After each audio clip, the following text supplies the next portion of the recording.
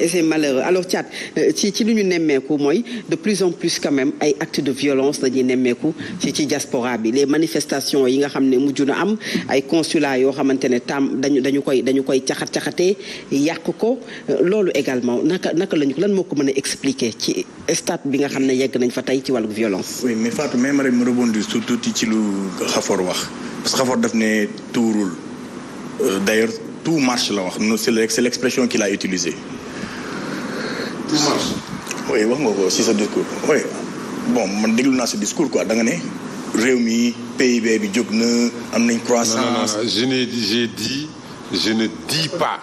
que tout marche dans ce pays waxuma ni tout marche. Okay. Je dis il y a des problèmes dans ce pays. Ok loolu laa wax. ok dama ne je ne dis pas que tout marche. Voilà. mais dégg naa la nga ne tout marche parce que PIB bi dox na mbir maa ngi dox loolu mën nañu repasser waat la bande.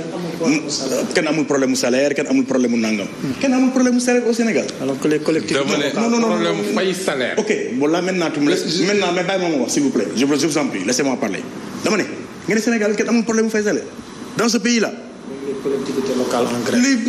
le nombre de fonctionnaires n'a même pas évolué est-ce que mot nañ 500 000 dans ce pays. les problèmes restent et demeurent en entier soo demoon tey ci banlieue bi inondation yi fa nekk nga ne jeunes yi yéen tout roule dans ce pays là mais je suis pas surpris de voir l'attitude de ce gouvernement si j'entends des analyses venant de quelqu'un ku bokk ci ñoom aujourd'hui muy wax lii ni muy wax Sénégal bi nit ñaa ngi bëgg a dee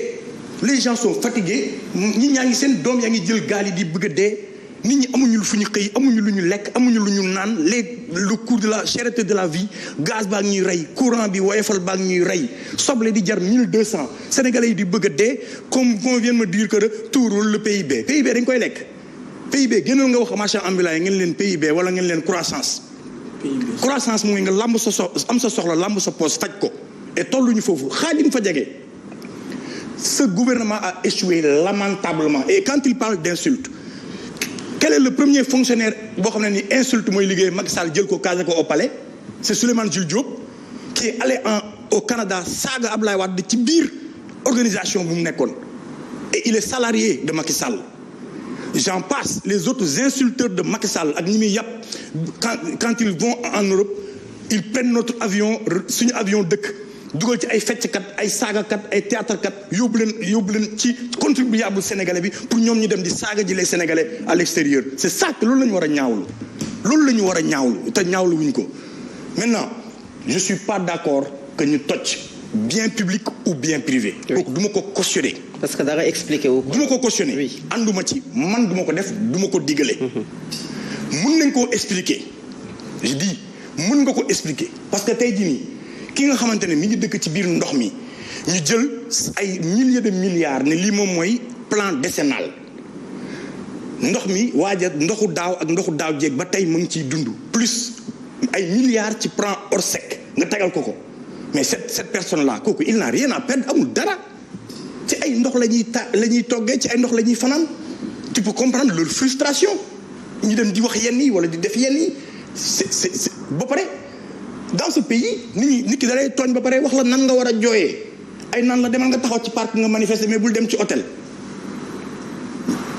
ngeen def ñu lu ñuy def sonal askan bi xokkatal ñu buntu xatal ñu nos frères sont tués 1000 et quelques sont en prison d'autres sont blessés et qu'on nous choisisse ñun nan lañ koy xeexee ñun mais c'est quoi ça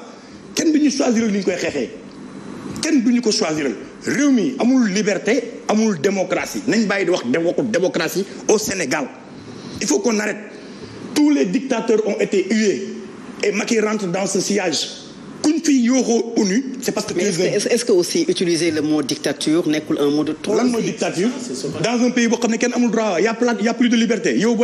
Fatou Abdou tu ne te permets plus de dire ce que tu as envie de dire balaa nga wax tu t'auto-censures parce que ñaata say confrères consoeurs ñoo nekk ci kaso bi loolu démocratie la. ñaata activiste ñaata blogueur ay acquis yoo xamante ne amoon nañu ko perdre nañu ko. mais yegg ci quand même dictature. mais comme c'est quoi la définition d'une dictature man je veux même pas sax m'attarder sur le mot. dama ne dictature mooy le mot le plus sedd pour mën a justifier et qualifier li ñu nekk di dund aujourd'hui au Sénégal et c'est une honte pour ñun loolu moo njëkk a nekk gàcce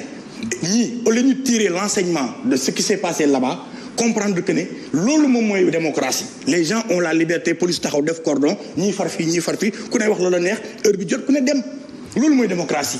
mais pas eux buñ exporter suñu ay problème buñ ko mënul jooy suñu réew fan lañ koy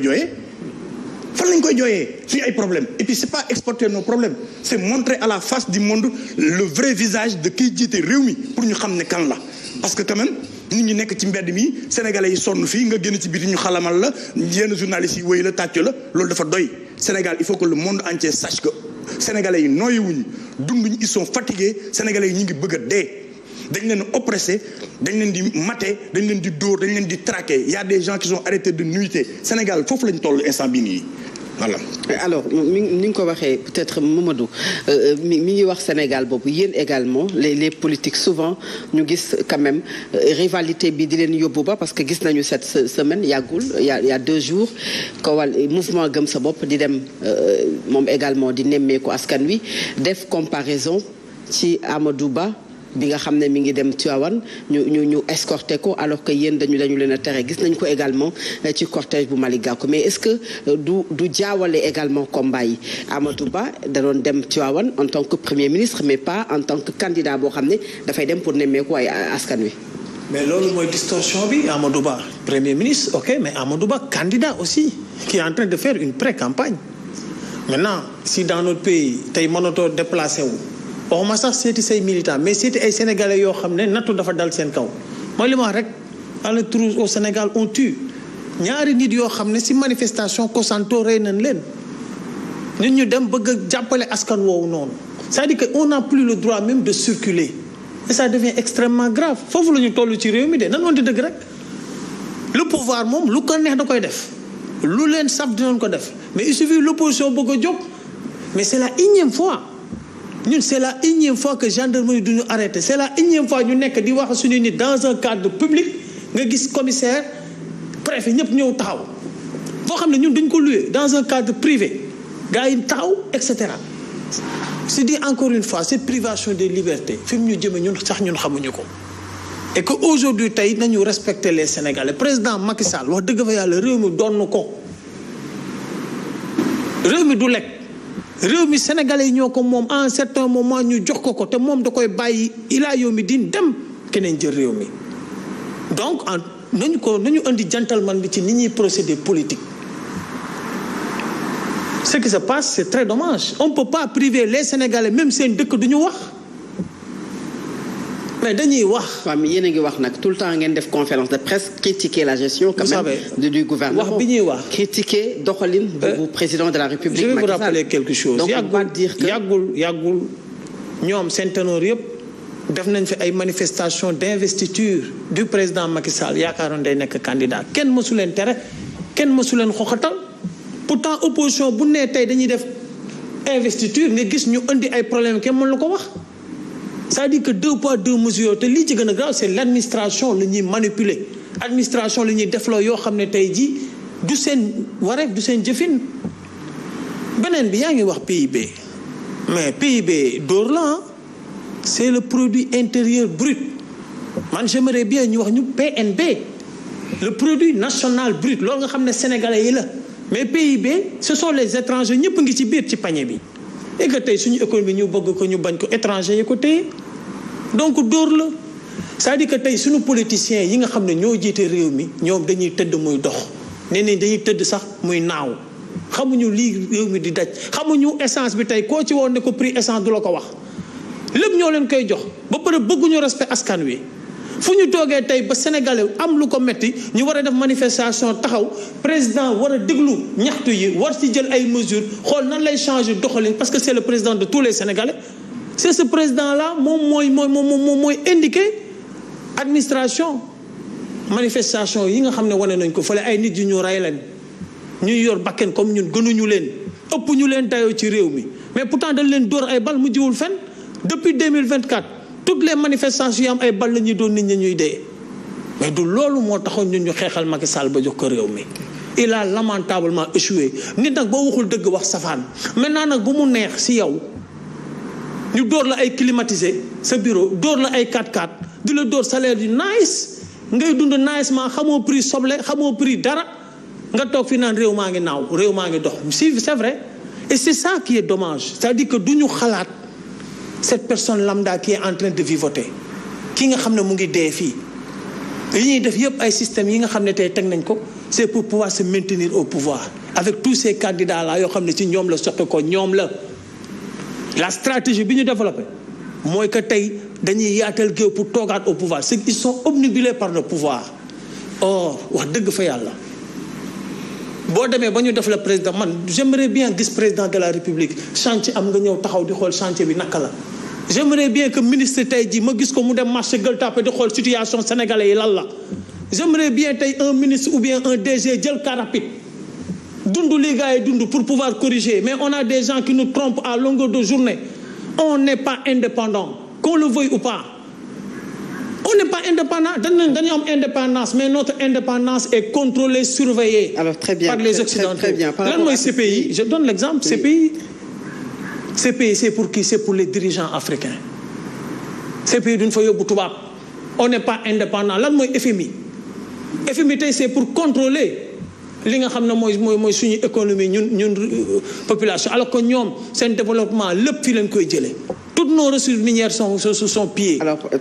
d'accord mais nañu am fulla suñu bopp gëm suñu réew gëm suñu bopp gëm suñu der bi xam ne on peut. très bien vous me parlez de l'américain aujourd'hui boo ko tegaloon montagne gëmloon nañ ko moom ci mindset am que tey jii montagne bi mën na ko déplacer. par rapport à cette indépendance aujourd'hui yaa ngi ñaawlu xafoor manifestation des Sénégalais à l'étranger mais aujourd'hui le président de la République Macky Sall di accorder interview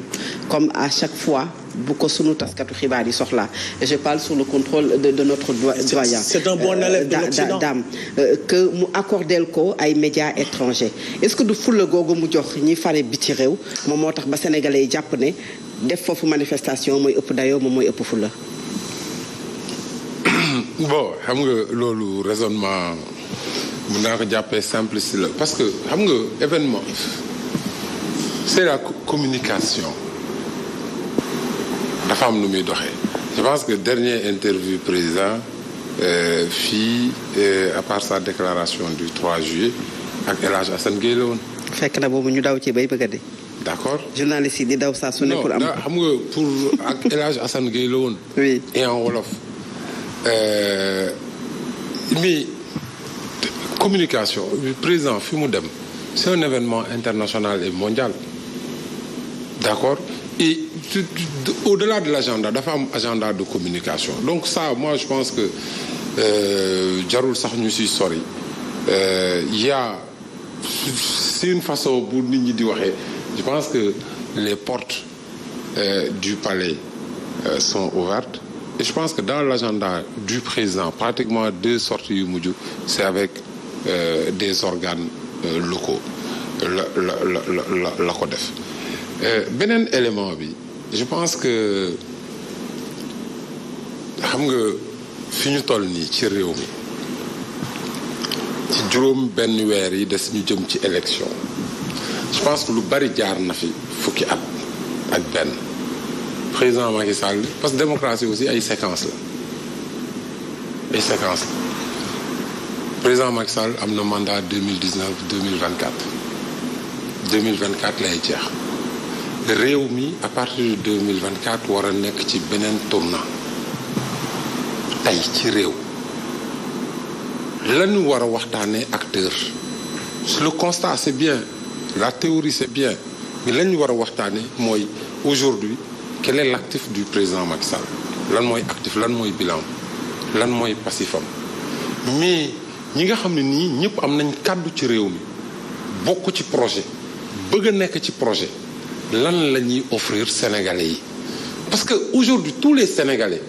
ñu war a déglu c'est pas moi pour man ni ma gisee. bilan bi démocratie bi ci la bokk les nombreuses arrestations générale non vous savez. les détenus pour politique. je vais le dire. arrêtés pour délit d'opinion. defal nank rek je vais le dire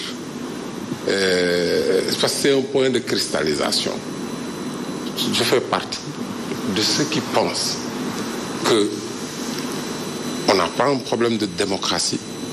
man loolu laa gëm on n'a pas un problème de système électoral man loolu laa gëm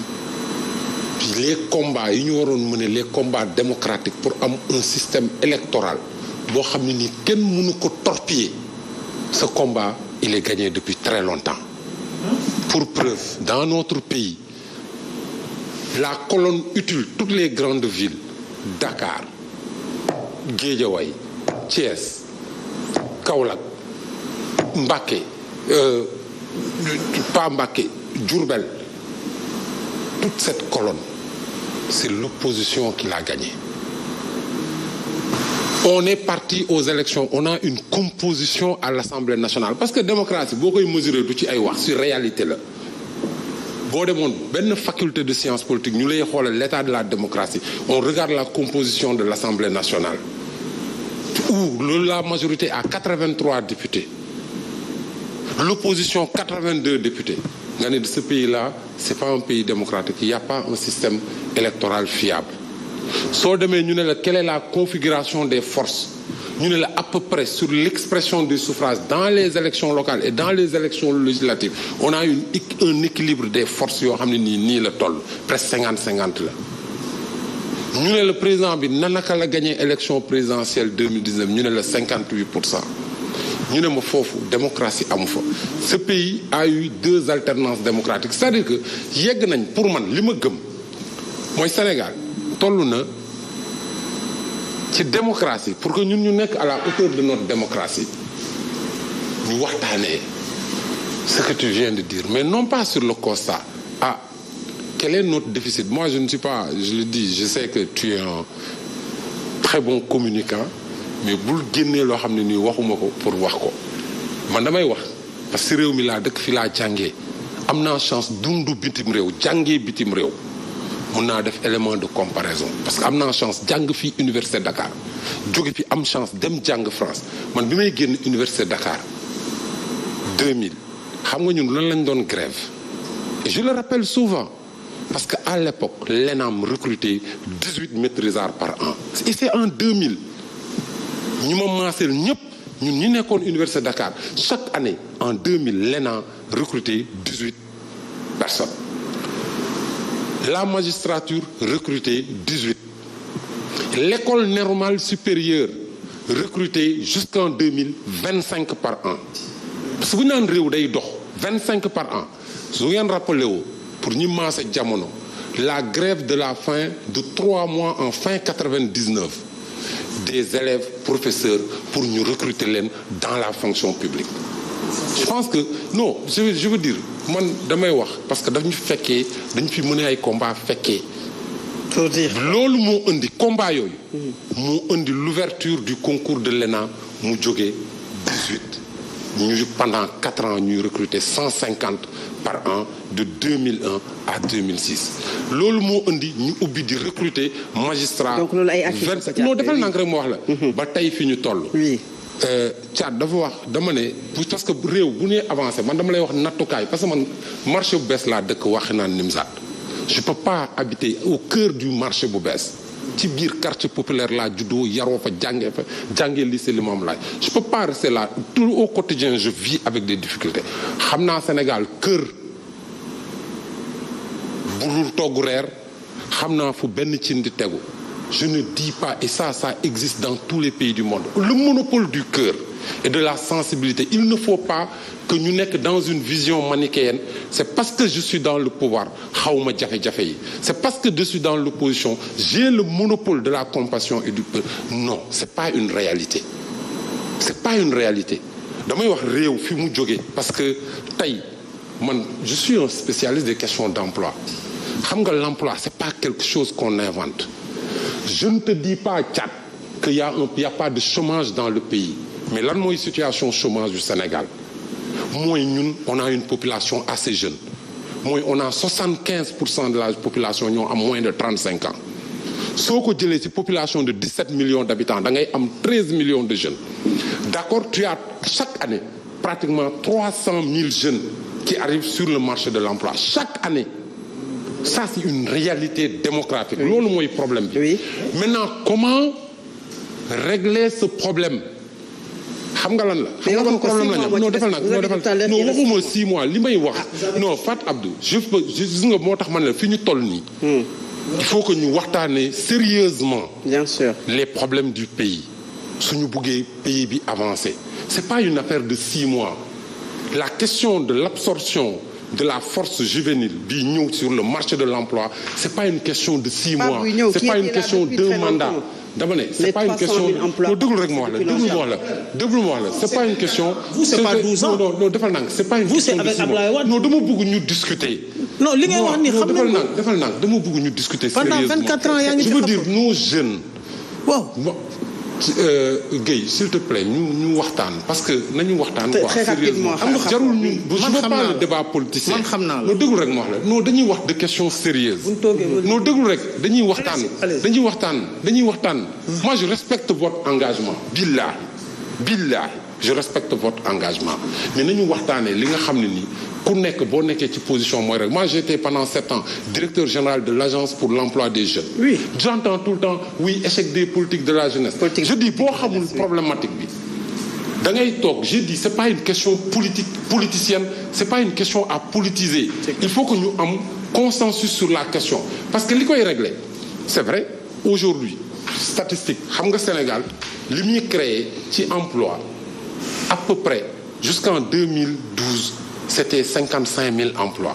Entre 2012 et maintenant, parce que loolu c'est la réalité de notre économie, mu dem ba 95 000 emplois. Mais quand vous avez l'économie formelle, économie mënoo inventer ay emplois, mais tu fais des progrès. Nga jóge ci 55 000 dem ci 95 000. Mais vous avez 300 000 jeunes. Alors très bien. Vous avez un gap, il faut qu'on avance. Vous avez un gap de 200 000 jeunes. Xam nga état bi lan la ñu wax. ñu ne non naka la acteurs yëpp mën a amee consensus. ñu déggoo ci benn affaire ñu wax la politique d'emploi des jeunes ñu def ko priorité. Non li ma lay wax non dama man waxuma la affaire politique. non dafa la non je suis pas dans ces questions là.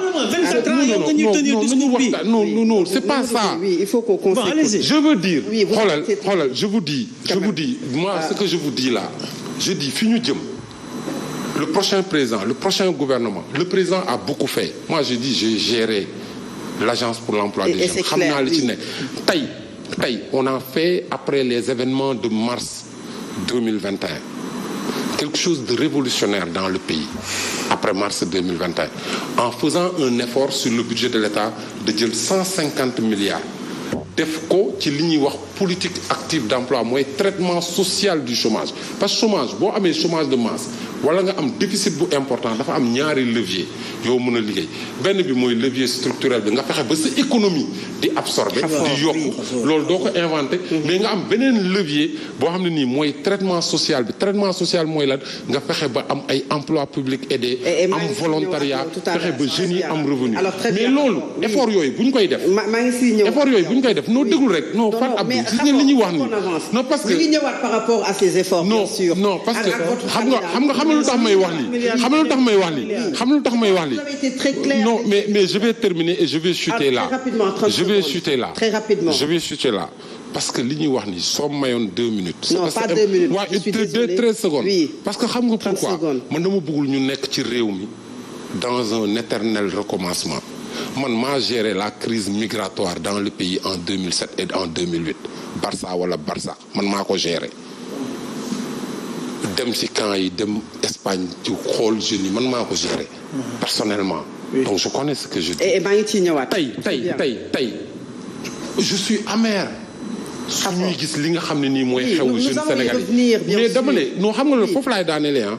parce que avant ñuy ñëw ci truc yi je dis ñun dañu am devoir. Thiat yow da nga am devoir man dama am devoir Dame dafa am devoir de sensibilisation devoir de prévention que pour wax ak jeunes yi message boo xam ne nii